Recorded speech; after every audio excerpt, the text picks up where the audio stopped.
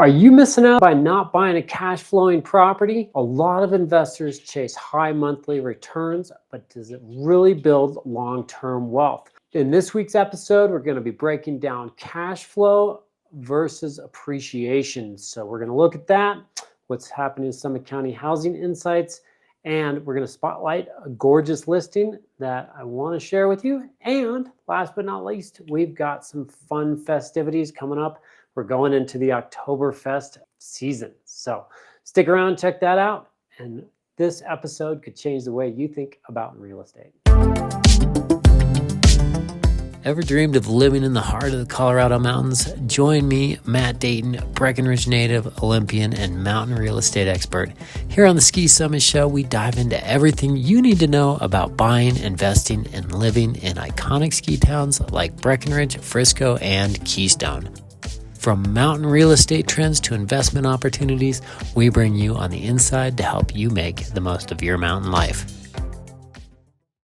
Welcome to the Ski Summit Real Estate number 126. I'm Matt Dayton, Cornerstone Real Estate. I'm here with my producer and live stream sidekick, Benji, with Benji Does. Hey, Benji. Howdy do. How are you doing? I'm good, man. How are you? Oh, another day in the heat. Living the dream. You know it. The heat life, man. You guys live it's like a sauna, like a dry sauna.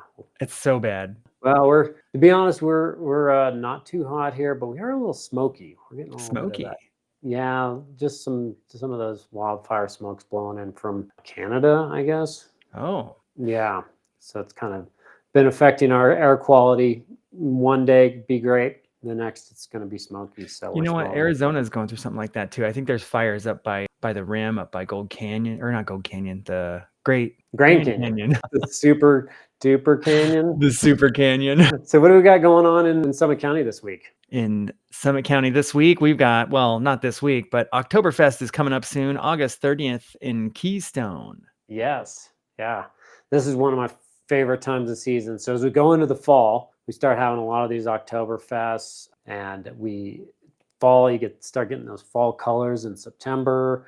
That's usually around what these Oktoberfests are. And it's a great time up here. It's actually my favorite time of year. I bet. Does your dad participate with the lederhosen? Oh, he's got I was going to go steal some of his lederhosen for the show today, but he's got the hat. I can't believe he's not in one of these pictures right here. Yeah. He plays the accordion. Let's see. Maybe he is. Yeah, he could be. He's usually going to the Breckenridge Oktoberfest. This one's the Keystone one. It looks like a great time.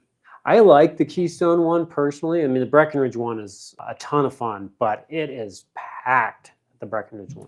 Keystone one's kind of a little bit more laid back, not quite as boozy, maybe would be the right word. It's not the bougie, it's the boozy. Bougie. Yeah. So what else we got going on the show today? Next thing we have is our local news, and it seems that they're talking about home prices in Colorado's mountain resort counties have doubled since 2012. Imagine that. Not surprising. I think most people know that it's like our prices have gone up that much. So it's definitely some interesting statistics though in this article. You know, we all know we've seen those housing prices just skyrocket. Mm-hmm. Affordability is a challenge right now because interest rates are up. So, which has kind of led to this a little bit of a slower market that we're seeing right now. You know, one of the things that's really interesting right now is that our inventory's gone up, our number of sales have gone down, but prices continue to rise. So essentially we're seeing that despite, kind of that supply and demand deal. But one of the things that I've heard that really could come from is the fact that the people that are selling right now, they've locked in at low rates. So a lot of them don't have to sell. So people that don't have to sell might not be real, true sellers, which would mean that those properties might not be real, true inventory on the market. So kind of an interesting situation, but we do have a lot of pent up demand. So we could see these home prices continue to elevate as we see interest rates come down, that demand come back into the market. We actually have heard stats that we've had the highest the pent up demand that we've ever seen. Oh yeah. I don't know if that's very accurate. Something like that in the market in a minute. Higher than ever.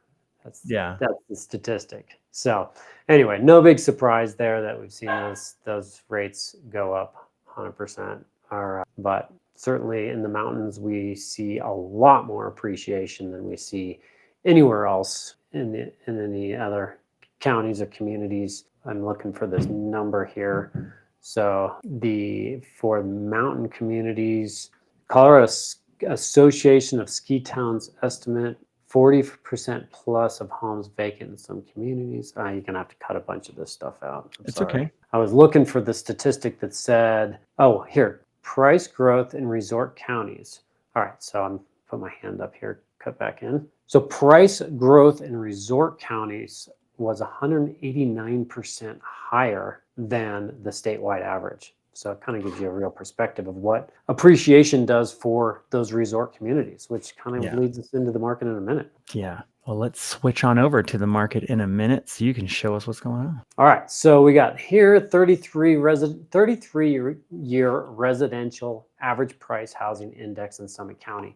So this gives you kind of just a history of this.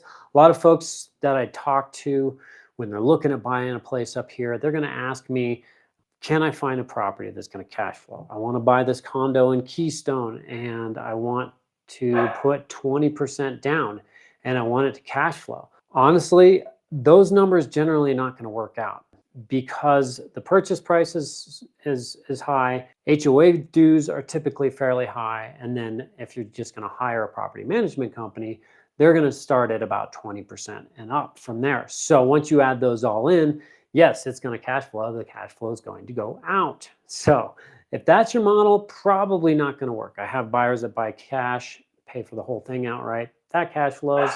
But ultimately, your property that you're going to be buying up here, your focus is going to be on appreciation. So that's this chart right here.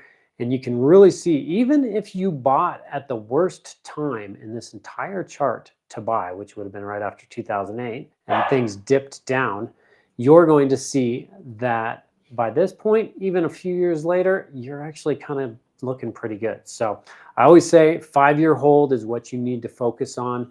Don't buy a property up here if you're thinking of selling it in less than 5 years. It's probably going to cost you transaction fees. So that moves us into our listing of the week. And this week we are talking about 27 Habitat Court. Yeah, fantastic property. You've probably seen this one before.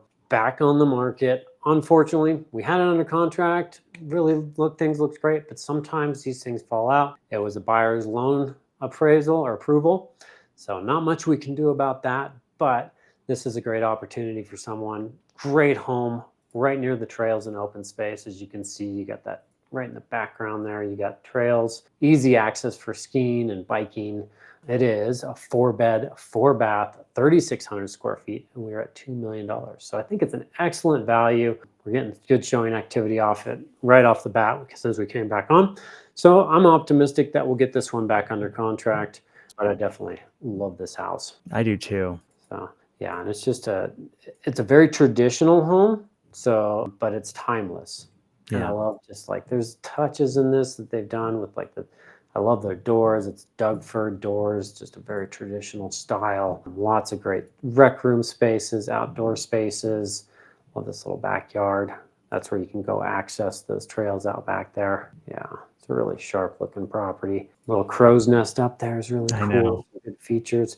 And it's just immaculately cared for. So it's really well done, really well cared for. And you got just right in the heart of the mountains here. That whole neighborhood's really cute. It is. Whispering Pines neighborhood, you got community in there. It's not all just like, I actually can't short-term rent it in there, so it's not short-term rentals. You got a lot of people that live there and there's community there, so I think it's pretty cool. There's like a central park or something. Yeah. Look at that. Yeah, they got that open space in the middle. There's a playground out there, a gazebo. Yeah, it's really got a lot to offer. So one of my faves. I like that house a lot too. No, it's a good one. So love to see that one go back under for my clients. Great people to work with. Just sometimes those unfortunate things happen and not much you can do about it. Yeah. So that's all I've got for the show today. Well, thanks for joining us for the Ski Summit Real Estate Show.